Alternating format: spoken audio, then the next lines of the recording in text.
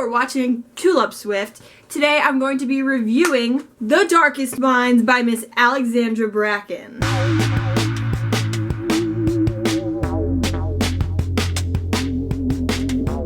The Darkest Minds is a dark, twisted, dystopian, superhuman novel. This girl, Ruby, who lives in a time where all these kids are born kind of like mutants. The older generation isn't having any of that. So they put them together in these camps and they try to like, you know, wipe them off. So now she's on the run with a group of kids who become like her very best friends. There's an amazing young man named Liam, who we will talk about further if you've already read the book. And I have to say, I haven't read anything like The Darkest Minds. It's so long. It's like the pacing and the themes and the events really reminded me of Shatter Me and Vampire Academy and kind of along those lines. There are a lot of like positive things that happen in the book and there are a lot of like light tones, but it is centered around this like twisted, corrupt world that's going on at the time. Everything further in this video is watch at your own risk because I'm going to talk about everything that happens, and if you haven't read the book yet, then I will spoil you a lot. We go right into this first person story like she's continuing on from something, and our chapters are going back and forth from her time in Thurmond, which is the horrible camp that she's put in for having her abilities, in her family life before then, and how she got there. Every chapter was so tastefully done and put separately, and then we go through she's being classified. But I didn't know what these colors meant. There's like green, yellow, orange, blue. She wants to be seen as green, so she's given more freedom. She convinces the lady that she's green, and the first time I read this, I did not know what was going on. What was actually going on is she was using her mind-controlling powers of an orange, and orange is like so rare, to like tell this woman, I'm a green, you can trust me and give me the freedom of a green. A green is just like a smart kid. A green has good memory. A green is good at math. Like a green, like they're nothing special. Okay, the blues can like move things with their minds. I would love to be a blue. Blue is the coolest. I'm team blue. Yellows are even more rare. They can like do stuff with electricity. And then there's the oranges, and that's just some scary stuff. She can read people's minds. She can control their minds and their decisions. I mean, at Thurmond, there's another girl named Sam. Sam is like her friend for the time being until a kind of confusing scene where we're not given all the information. She has one last talk with Sam and then they never speak again. I thought this was along the lines of Sam was mad at her and they couldn't be friends anymore. What we find out later when we find more about Ruby's past is that she accidentally erased all of Sam's memories of herself. It just shows that like the adults are like scared of the kids and they don't understand their powers, but the kids don't understand their powers either, and they're not given a choice. They're just like locked up, and it's so freaky. So there's this huge like white noise thing, which is kind of like a dog whistle, so to speak, that only the kids can hear, and it like shuts them down. And so for the greens it would just be like an alarm, but the higher power you have, the harsher the sound is. So Ruby, who claims that she's a green, who's actually an orange, she passes out. This nice doctor wakes her up and she's like, I'm gonna take you out of here, I'm gonna save you.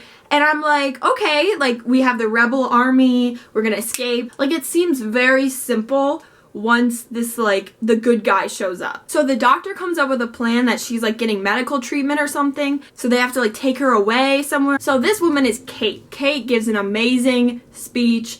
She's like, you're finally out of this. You can start your life now. It wasn't your fault. You don't have to forget about what happened. It was part of your past. And she's like, I'm part of the Children's League. We're gonna help you. We're gonna fight this. And I'm like, yes. She said so many good things. Ruby agrees to go along with her. I'm like, well, yeah, duh, of course. But she does have some speculations. And I'm like, okay, well, she just has trust issues because she was in a prison for a long time of her life. But it's actually foreshadowing something much greater. And then there's also another orange kid who Kate has broken out. His name's Martin, and he is creepy, and he's being very inappropriate and not how he should be. Then we're introduced with Kate's partner, Rob, and I immediately don't like Rob. It's really set up that Rob is like not someone we can trust. And this whole time, Ruby avoids any human contact. She doesn't want to touch anyone. So I'm understanding there's a lot about Ruby that I don't know yet. She almost falls, so Rob like helps her, and then he touches her, and then she sees flashes of him shooting another child. So she's seeing his memories and what he did in the past, and now she knows that she can't trust Rob, she can't trust Kate, she has to get out of there. She finds the little girl in the convenience store and she chases after her, and she's like, wherever this girl is from, I'm gonna have to join her because maybe she has food in a place I can stay. And I'm like, okay, you know, whatever. We meet Liam, Chubbs, and Zoo. So as an avid reader of young adult literature, like, who's the love interest gonna be? I have no idea. They're like, Zoo, no strays, not like the kittens that time. And I'm like, okay. They were just gonna drop her off. Ruby is on her own path. She doesn't want to inconvenience these people that she's never met. But they get shot and they kind of get stuck in a situation together. And then they're talking about Thurmond, and Ruby realizes that she was in the worst camp and they were getting bigger and bigger. And when Liam and Chubbs and Zoo escaped, it was actually much smaller, and it's really sad. It was such like an immediate bonding point that they all went through this, and they're finally talking about it because she was just living under the horrible people for so many years. At this point, I'm like attached to all these characters, even though Chubbs is so cliche. And why does he have to be named Chubbs? That's like, this isn't the Maze Runner anymore. So Chubbs doesn't like her, and that makes things a little bit difficult. But then it's also kind of cute, and like Liam stands up for her. And it reminds me a lot of Jace, Alec, and Clary. Jace being Liam, Alec being Chubbs, Clary being Ruby. So they call Ruby green, which is so Maze Runner. Ruby has told them that she's green. She doesn't want them to be scared of her. Then they're gossiping about this thing called the Slip Kid. The Slip Kid is some special place where you go to be safe. Every other book series, the place isn't real. Then we have the scene in the trailer park when there's all those cameras and they have to get out of there. That was so stressful. And then we have another car scene, and I'm realizing now that I've read a good chunk of pages in the car. I realized something beautiful. This is a road trip book. Didn't see that coming, did ya? Me neither. So anyways, the next thing we have is there's like a white car, and Liam's like, I think it's following us, and then he kind of is talking to Ruby, and they're kind of seeing their connection, and they work so well together, and they're like partners, and I'm like, yeah. So then they make a quick turn, and the truck doesn't follow, so they're like, whew, we are okay. But then we have a blaring white noise. But this isn't that bad of a white noise. Ruby at Thurmond has obviously experienced much worse, but all the guys are just out and they're blacked out. They can't handle this.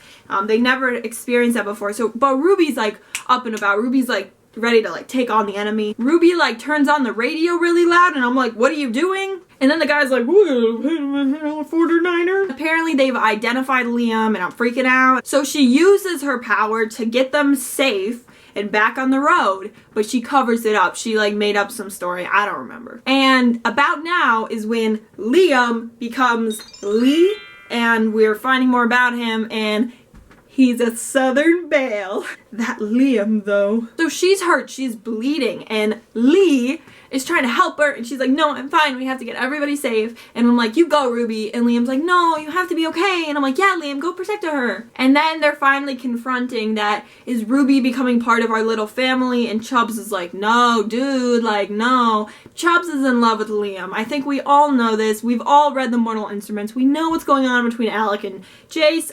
Chubbs is having some jealousy issues. I'm totally kidding, but like actually though. So we have to face now that Ruby is staying, and Chubbs just like, get over it. Okay, now we're at the store and we find other kids, and I'm like, cool. So Greg is being a little perv. So Ruby leaves and she takes Zoo with her, and then they go on their little shopping trip. All right, Chubbs is still awake, and so is Ruby. Chubbs shows her his book reviews, and I'm like, literally me. But his book reviews are actually codes for like talking to his family, and I'm like, why book reviews? I don't know. And now they're finding out EDO is actually a radio station, same kind of thing that only the kids can hear, and they're saying Lake Prince, Virginia. Now we're finding out more about Liam and why he wants to find the Slip Kids so much. It's because he left so many people behind when he broke out, and he got so many people in trouble. He feels so guilty, and I don't blame him. Liam's just really going through a lot of stuff from his past that he is not forgiven himself for. And then we have a thing where we find out about letters from each of the kids and how they told each other that they would deliver them. Ruby simply reads, "Dear Dad," and then Liam sees that she has looked at it. So they get into a huge fight. Now the radio has reported kids on the run that clearly resemble Liam, Chubbs, Zoo, and Ruby, and I'm like scared now. I'm very scared. Liam gets out and he is like sass walking away from the situation. They start walking toward each other, and I'm like, whoa, finally, let's make the moves. So they touch each other, and she sees into his mind, and she doesn't want to know things about him that he doesn't want to tell her. So she slaps him to get him out of her way. Alright, so we get back to the main campus to find Zoo and Chubbs with none other than Lady Jane, the stalker woman. And then Lady Jane apparently is not from America, she's from the UK, and she's just trying to get back to her home country because America has like locked the borders and she can't afford to get back, so she's working for the bad guys. And I'm realizing that, is this phenomenon only going on in the US? Is this just another corrupt US situation? Not again, guys. Not again. Ruby, she's like on the game. She says, "Hand me your gun." And I'm like freaking out. So now she's #OrangeAF. And there's no turning back now. And she's about to face a lot with Liam and Chubbs and Zoo. Then like something happens and Ruby passes out. So I turn the page. I'm ready for my next chapter. And it's a freaking flashback chapter. And okay, like I know that it was strategically put there because we just ended like a really great scene. But I wanted to know what was going to happen next. So I was like, oh well, I can just skip this chapter and go back later. But I end up reading this chapter even though it's like so late at night, and I'm like, what am I gonna do? Am I gonna read this and then go to the next one? Am I just gonna go to bed now?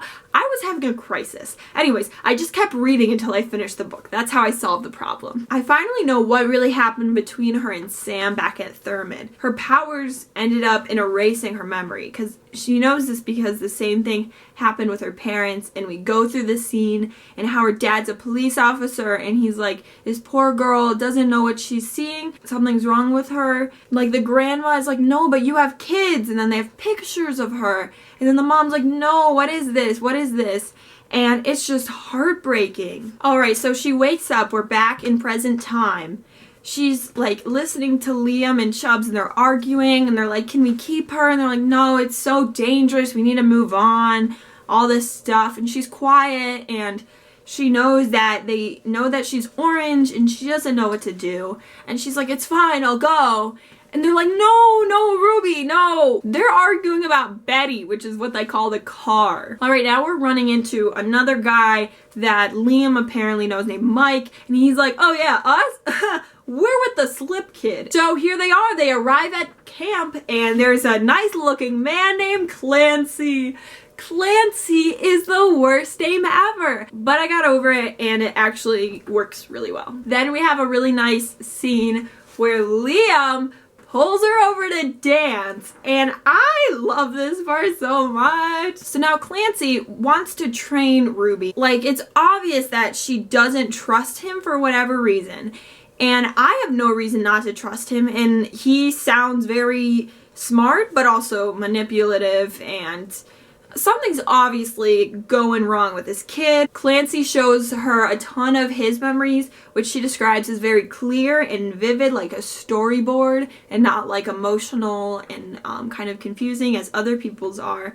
And there's a lot of hints. Number one, he has an ulterior motive. Number two, we're getting some romantical attractions. It's a literal montage sequence with her training, and she hasn't been talking to Liam like at all, and I'm just not okay with what's going on right now just because Liam isn't in the picture. And so now I have trust issues with Clancy. Ruby is kind of showing her dark side when she starts to get a hold of this power, and starts like bullying these kids, and she can manipulate people now, and she's realizing how powerful she is. So Chubbs is upset.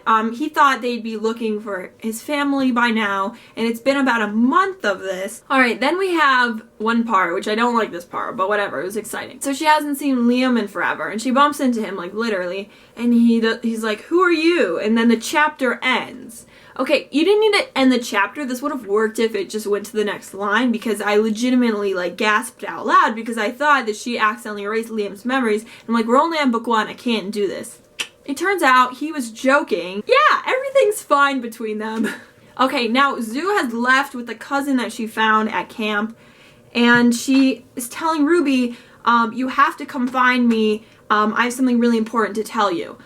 Okay, I'm like, Zoo, first of all, you're about to take off across the country. Second of all, there are no forms of communication. We are in a dystopian book. Third of all, Zoo, how do you expect me to find you when I'm trying to take down the whole place and fix the whole world, Zoo, huh? But you only think about yourself. And here we are face to face, and you can't tell me this thing now. You can't just tell me now, Zoo. Why not?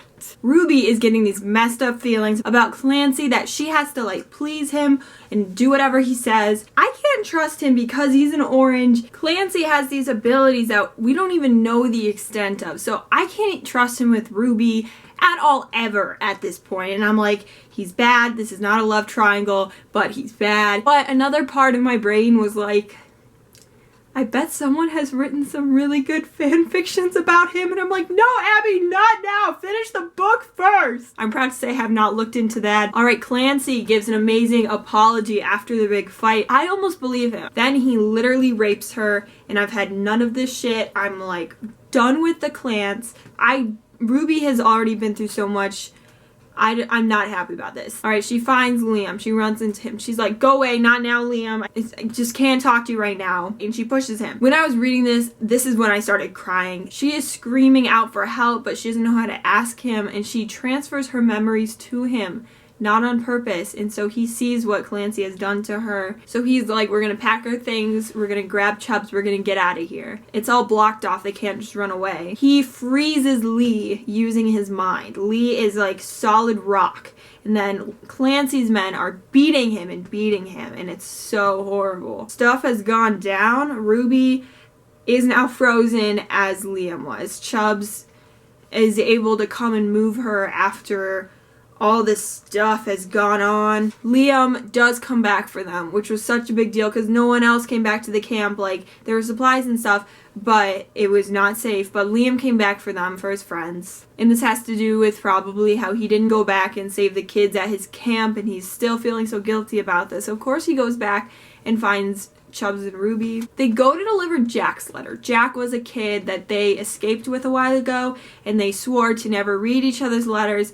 So Chubbs goes to deliver it. This was scary because what we found out is that it was an angry letter. Apparently Jack's parents were horrible to him, and they were sending him away to the camp because they were finding out about his powers. Jack's dad sees the kid, he sees the note, he immediately shoots Chubbs. Ruby presses her panic button for the Children's League. So back at the Children's League, Chubbs is receiving the attention that he needs. We see Martin again, and she's now using her powers just to show off, and she erases Martin's memory, and Kate laughs, and it's so twisted, and this isn't like the Ruby that we knew about, and it's so scary. Liam tells her the story of how they would have met if there was not this disease that happened to the kids, and then they were sent away and all this. And Ruby says, let me finish this story. Once I realized what she's doing, I was kind of like laughing because I couldn't really wrap my head around it. I'm like, oh no, why?